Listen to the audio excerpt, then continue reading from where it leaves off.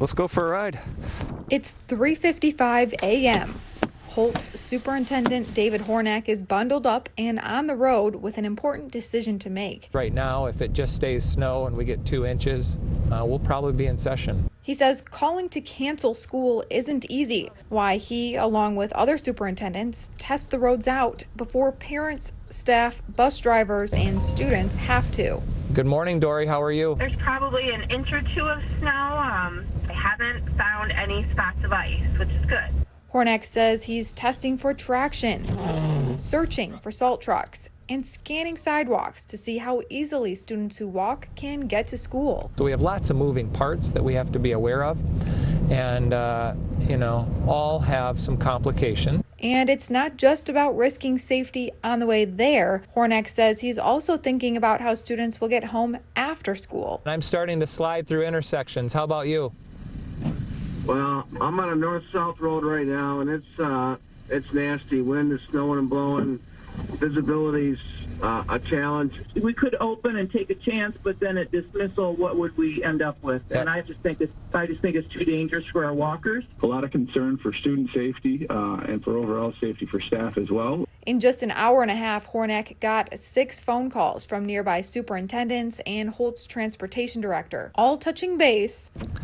I've got 30 messages in the app. By calls and texts to share their final decision. I will text back in the app that we will cancel school today. A responsibility these superintendents say they hope parents will understand is taken seriously. Here for you in Holt, Veronica Gabriel, 6 News. Just 24 hours after the last round of seeds went in the dirt, Robert Reese's field started to look more like a lake. It must have rained pretty hard for a while. This isn't the first time he's said those words this season. In fact, almost every day he says he wakes up to find more water on his field, putting him, planting-wise, more than a month behind. And he's not alone. We worked 3 very long days and got actually about half our corn in during that time frame.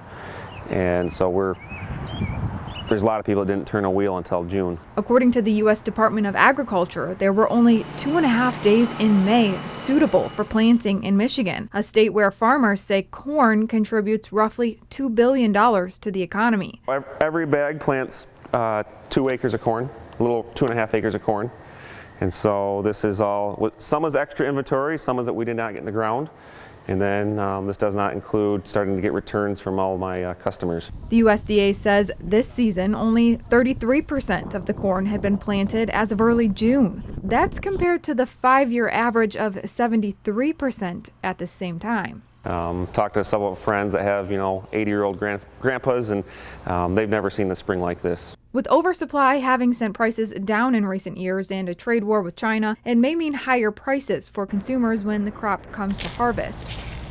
For Reese, he says he's opted in for crop insurance, something farmers pick in early March before the season really begins. So he hopes and prays his crops will make it through. It'll be interesting this fall of how much crops are there to sell, of will there be a shortage, will we have enough? Prices could go up in the fall.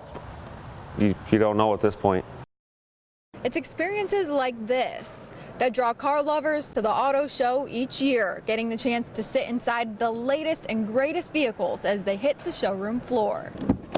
Automotive companies from around the world are unveiling all the cool stuff they've been working on. And though it's said this year's show is smaller than previous years, there's no doubt automakers aren't bringing the heat. All eyes will be on the Cadillac's new XT6 3-row luxury SUV. Ford announced its 2020 Explorer last week, showcasing lots of space and rear-wheel drive.